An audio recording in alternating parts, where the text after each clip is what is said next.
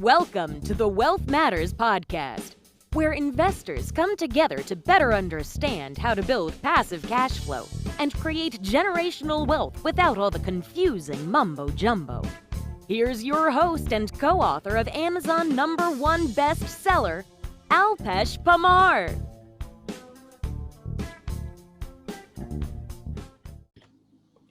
Welcome to Wealth Matters podcast. I have with me my very good friend, a close friend, Todd Sulzinger. Hi, Todd. How are you? Oh, great. How are you doing today, Alpesh? Good. So Todd is a former corporate finance executive turned mobile home park investor and consultant, as well as the founder of Blue Elm Investments, a California-based mobile home park operator specializing in adding value to and transforming distressed mobile home parks across the US. They have built expertise to turn neglected mobile home parks into vibrant communities, increasing the availability of safe, clean, and affordable housing to their residents while offering their investors above market returns. So, welcome, Todd. Thank you. I'm happy to be here. Yeah, I hope I didn't miss anything. No, that sounds good. Thanks. So, the first question is, tell us something interesting about yourself, something funny, maybe strange, something weird. Well, I guess something that maybe a lot of people don't know is I actually spent about 2.5 years living in Europe. I got an incredible opportunity that I probably wasn't in the position to do when I was 25. I was working for a small technology startup, and the president of the company said, "Hey, we need somebody to help out in finance out in Europe. Do you want to go move there?" So packed it up, lived in the UK for about 2.5 years, and got to travel through France, Germany, and Italy, helping them set up their books there. So had a great experience living overseas for a couple of years. That's awesome. So how did you get into real estate? Because I know you were in corporate America. When we first time met, you were still in corporate America trying to get out. I think it was a couple of years ago, or maybe a little bit more. But how did you get into real estate then?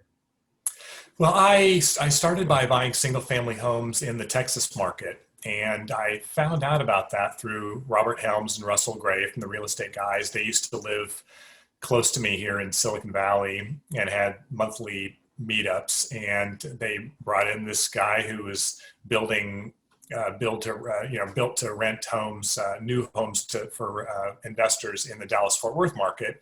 And I just thought that sounded crazy, that you could invest somewhere thousands of miles from home and still have that work. I had rented out a house that I had lived in for a time. So I thought, okay, I understand that. You can drive by the house, meet the tenants, do all that. And I had known some other people that had rental properties, but was all local. So that idea sounded crazy. But just through probably about maybe a little over a year process, there was this combination of flying out there, driving neighborhoods, meeting brokers, insurance agents, property managers. And over that time, I just got more and more comfortable with the idea of investing long distance. And then, after being involved in that for a couple of years, I realized it was no different than a rental property that I still maintained in California, where I would drive by the house, maybe a couple times a year, drive by. Okay, it's not burned down. I'm still getting rent. That's all there is. And then similarly, I would fly to Dallas sometimes for business or real estate events, and I would drive by my rental properties. Same thing. Exactly. That just seemed no different to have a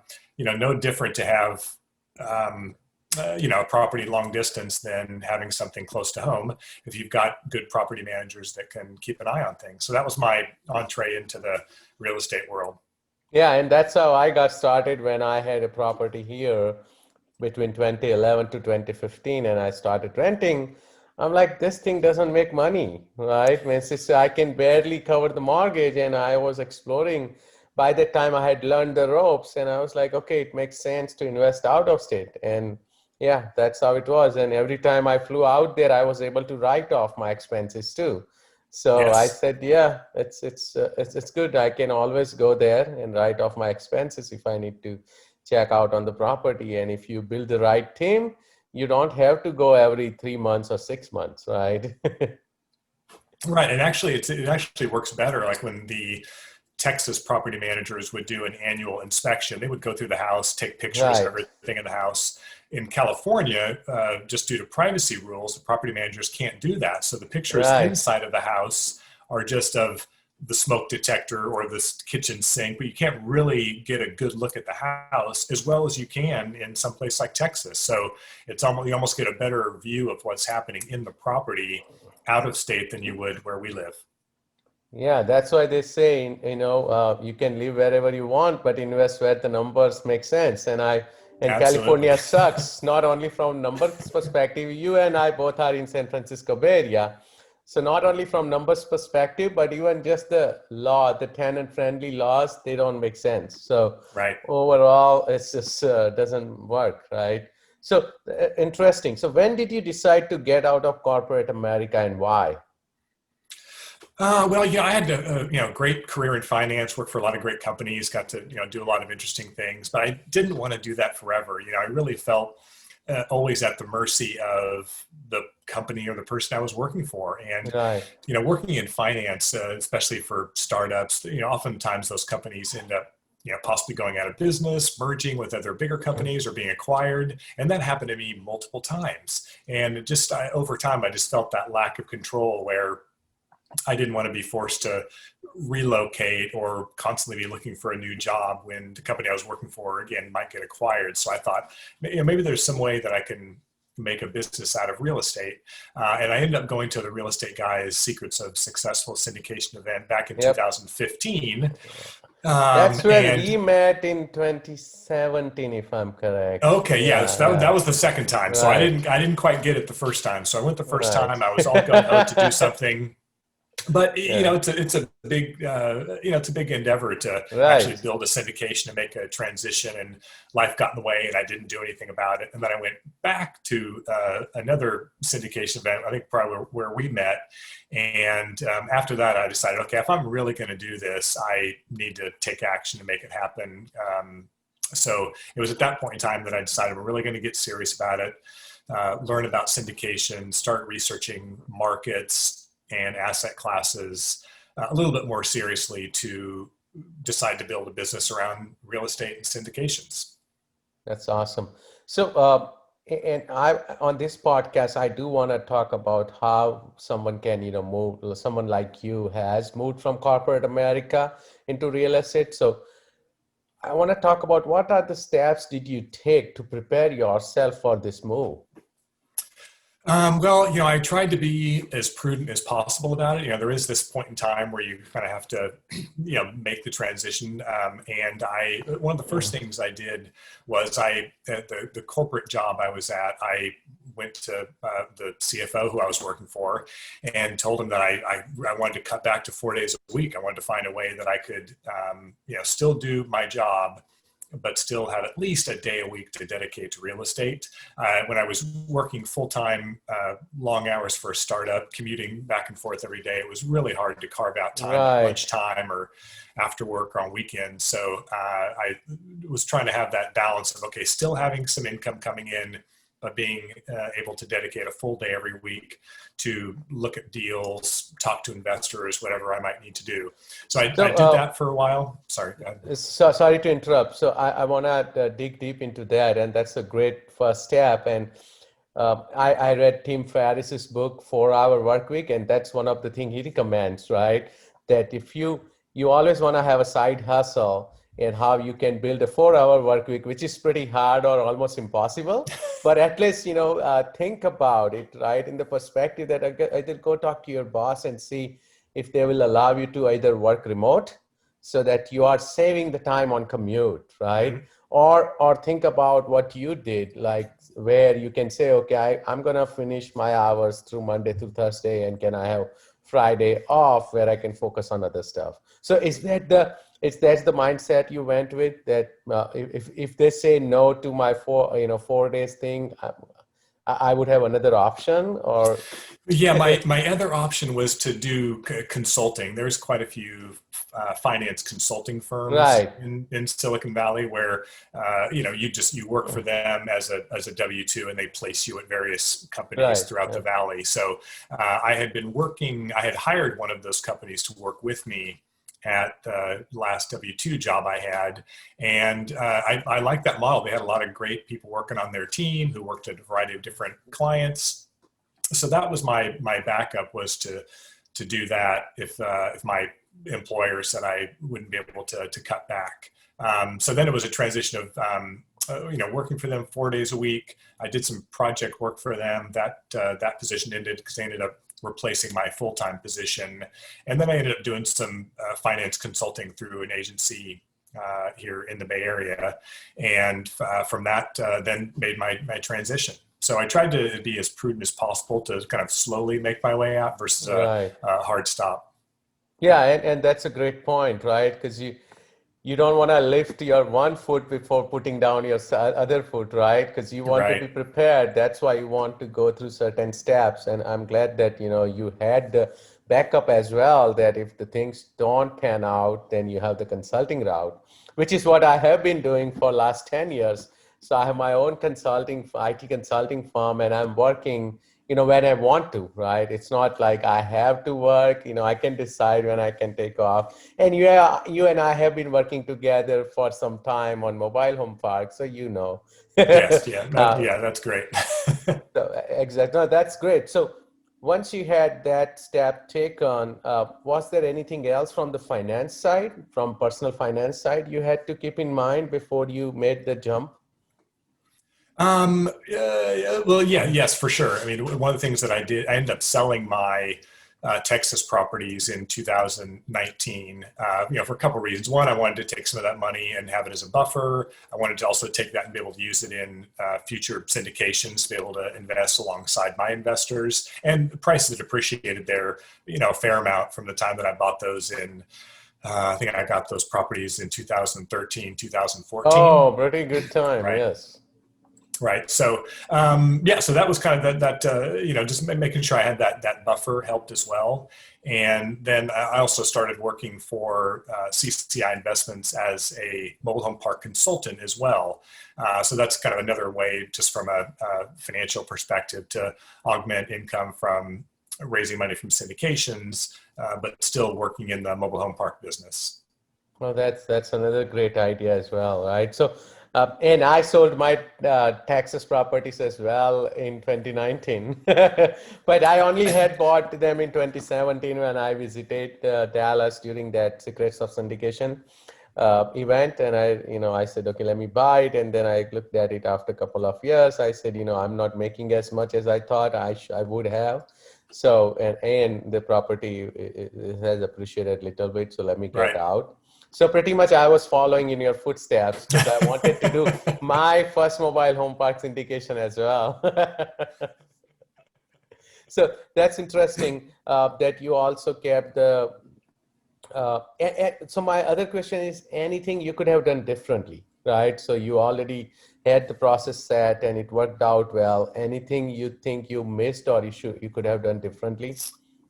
I probably would have tried to start sooner. I think, after going to that first syndication event in 2015, I think I would have tried to work faster and probably tried to find a partner to work with. Because the first two syndications I put together, I've done myself, and it's tough to do deals on your own. Yes. So I think, going forward, I want to be able to partner up with people to do bigger deals and to spread the work around. And if I had to do it again, I would have tried to find partners to work with, either more on the capital raising side or somebody else to go out and joint venture with to put some deals together.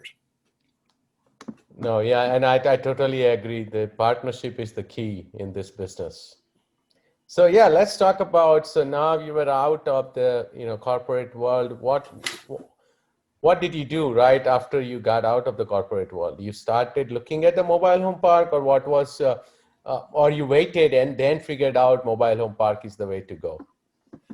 Well, after I decided I wanted to start a syndication business, I looked at a lot of different markets and asset classes, looked at apartments and self-storage and groups of single family homes and Airbnb and senior living and mobile home parks. And I really like that asset class for a few reasons. It's recession resistant. There's less competition than there is in the apartment space.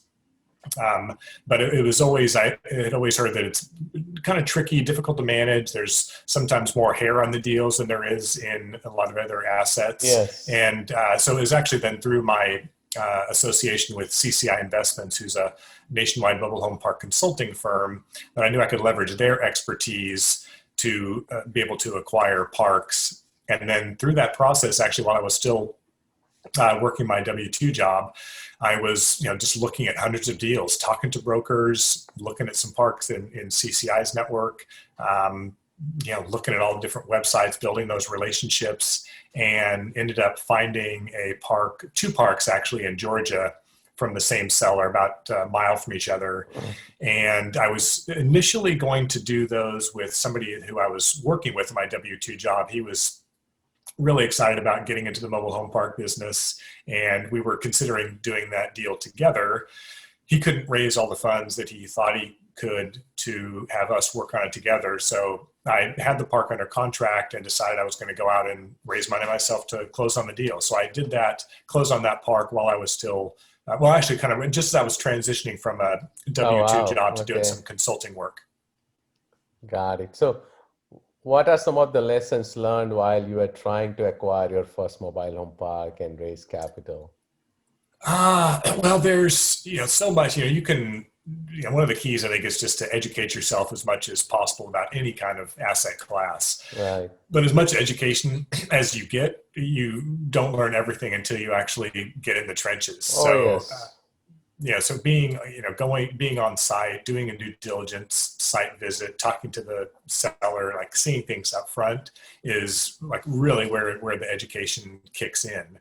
So I think, if I was, kind of lessons learned, I think I would have spent a little bit more time on the due diligence side. The parks that we bought in Georgia, we weren't able to get inside all of the homes because there were tenants living in them. And we've discovered some issues post-acquisition with those homes. So one of the things I would have done was really press the seller to let us inside, if not every unit, is many more than we were able to see, just to be able to give an assessment of what the condition was of the homes before we took ownership, and be willing to walk away if it didn't meet our satisfaction. Right. And I think everyone would agree, right? After every deal, when you go back and look at it, I think due diligence is the, time when you should be spending most of your effort, right? And after every deal closes, you realize that, I could have done this little bit more than you should. Yeah, I mean, we had a checklist and we were checking things off and getting as much information as we can. And then, at the same time, you're trying to raise money. You see the due diligence period ending, earnest money deposits going hard. So it's a stressful time during that 30 to 45 day period when you're trying to actually assume that you're getting the deal done and continue to go through that process, while at the same time assuming, hey, if this really is a deal, it's not going to work out, be willing to walk away. Right. No, and I agree. When I'm going through the same thing, and I feel like I could have done a little bit more due diligence, right? Right. So after you acquired your first mobile home park, what were some of the steps you take in setting up, let's say, rehab, property management? Did you have to interview a lot of the property managers? How did you figure all that out?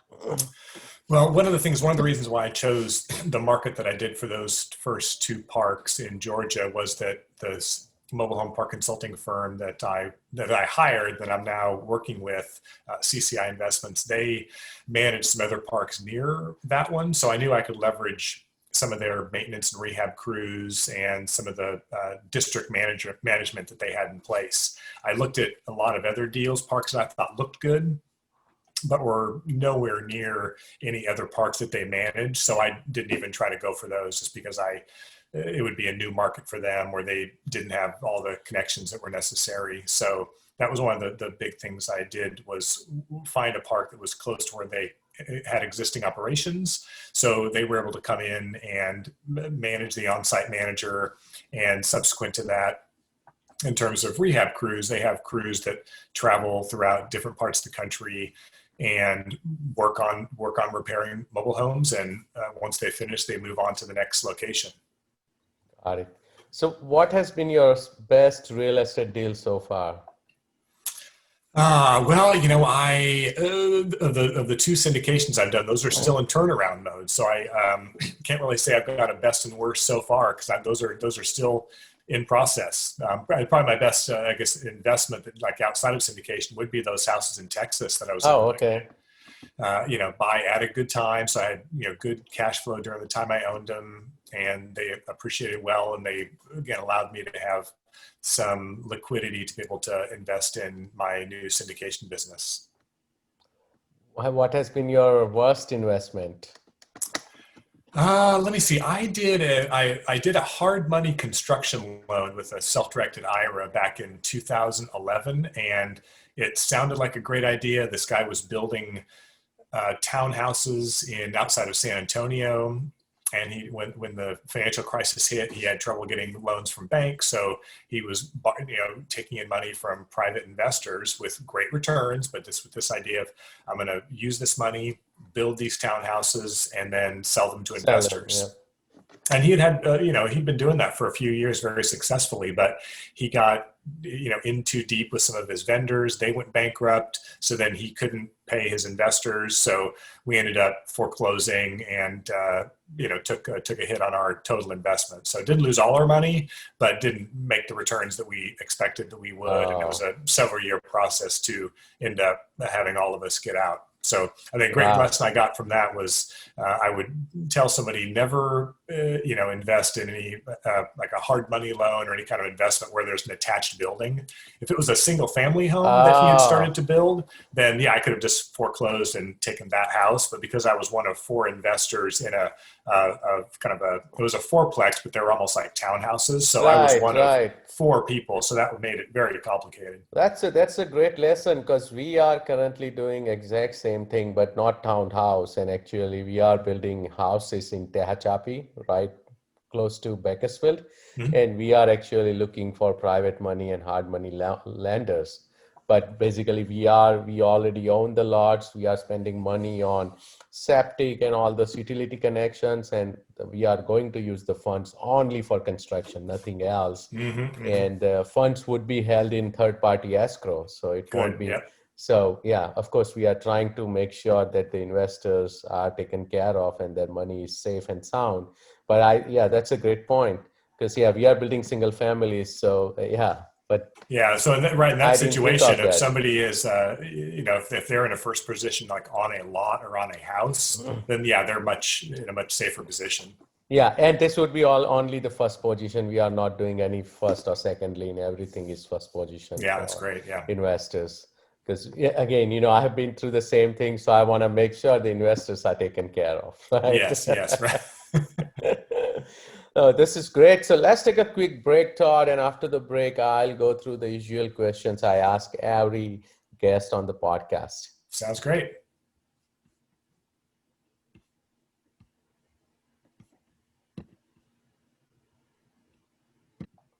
Welcome back to Wealth Matters Podcast. I'm talking to Todd.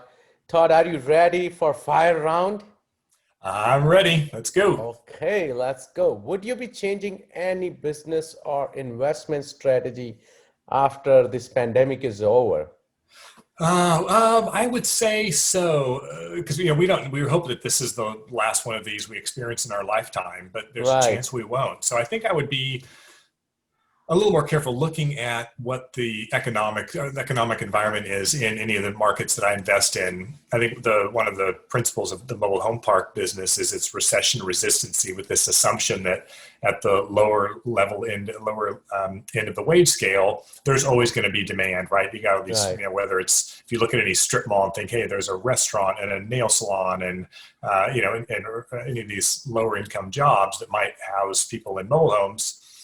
That went away during the recession. So it kind of blew the recession resistant aspect of mobile home parks, blew that out of the water. I think in the long term, that investment thesis will still hold up. But I think I would take probably a closer look than I might otherwise, even though that's one of the areas that I really focus on is economic activity in an area. I would take another deep dive, really looking at, based on the asset class, their asset that I'm purchasing, what's the really full economic environment, and where might all the tenants that I plan on having in that property, where they're going to be working. That's awesome.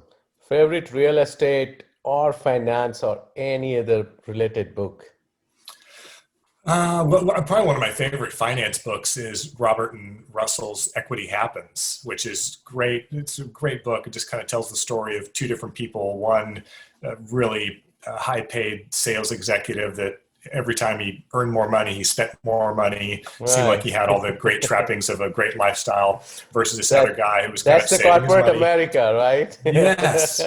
Versus this Keeping other up guy with who, the Joneses. yeah, right. Yes. Yeah. Versus this other guy that he worked with that was living below his means, slowly buying investment properties, and then built up this great amount of equity over time. And so it's kind of this millionaire next door story that was just a great example of, if you're patient, doing the right things, investing in real assets that generate income, that you can set yourself up for financial freedom in the future. That's awesome. I haven't read the book. I know I have a lot to read. It's out of print, so Yeah, I think exactly. they're on I eBay couldn't for a find few it. $100s. Yeah, I couldn't find it because I know when I attended the event, I was looking for one. But yeah, I would look for it again. Any tool or website you recommend for maybe you use it for research, for other purposes, for managing the properties, mobile home parks? One of the tools from a research standpoint that I look at a lot is bestplaces.net. It Oh, just yes. is a great tool just for looking at metro size and rental rates for apartments and houses and employment and crime. So that's a great site. Just from a business standpoint, I've really been enjoying, I switched over to Calendly for my calendar management, and that's just so great. Awesome. Sometimes you can spend so much time going back and forth on email or text saying, are you available? Are you free? That doesn't work. So to be able just to send a link to say, hey, just here's my schedule, find a time, and that's when we can talk. So it takes the pressure off me trying to go back and forth, and it's much more efficient for the person on the other end when they can just look at a calendar availability and fit in a time for them. So I've had good luck with using Calendly. Yeah, no, I have used Calendly and Bookify both. I like Bookify now, but same thing. Because with Bookify, I'm able to block time on two of my calendars. So I have two calendars to manage. And when they see it, they are able to see it from both the calendars. And when they book the time slot, it's booked on both of my calendars, so it's blocked. So it's awesome. But I started with Calendly, and I highly recommend one of this calendar tool to everyone who's getting started. Great. And I should give one other shout out in terms of a book. I was recently a co-author in a new book called Success Habits of Superachievers. That's a great book. It's filled with 80 different authors, including myself. Robert Helms is in the book. Darren Hardy, Brian Tracy, Les Brown, Marco Santarelli, Anna Kelly. So a lot of other people in the real estate world, and then some other people like Phil Collin from Def Leppard, Todd Stottlemyre, an ex-Major League Baseball player. So we each have our own chapters talking about some of our success habits and success tips. So if anybody wants to reach out and want to get a copy of that, please feel free to have them reach out to me. But it's called Success Habits of Superachievers, and it's available on Amazon. That's awesome. And this is a very important question for anyone starting in real estate. So any advice for beginner investors? I think education is the key, relationships, and taking action. I think education's key because you don't want to get into something unless you know what you're talking about. Building relationships, talking to other people that have been in the business that are going in the direction or have been where you want to go. That's really critical just to have a good group of people to learn from. So whether that's includes getting involved in a mastermind or attending conferences, but just kind of that building in education with relationship building, and then taking action. A lot of people get in this analysis paralysis where they just keep looking and looking and looking and never take action. And you've got to take action in a way that you feel comfortable with, but you also have to step outside your comfort zone a bit and take that leap to actually dive in and take action. So that would be, I think, education, relationships, and actually doing something by taking action. That's awesome. How do you give back? I would say mostly through education. I see that through my syndication business, talking to potential investors, but then definitely through CCI, just spending as much time as possible. Even with somebody who's may not actually end up buying a park or working with us, but just walking people through the process, talking to them about the business, and just really answering any questions that I can to help them gain their understanding is something I really find satisfying. Awesome. How can my listeners reach out to you? They can reach me at my email address, which is Todd, Todd, at blueelminvestments.com. And then that's my website, www.blueelminvestments.com. Awesome. Thank you so much, Todd. I had so much fun chatting with you. Oh, fantastic talking with you, Alpesh. That was great. Take care.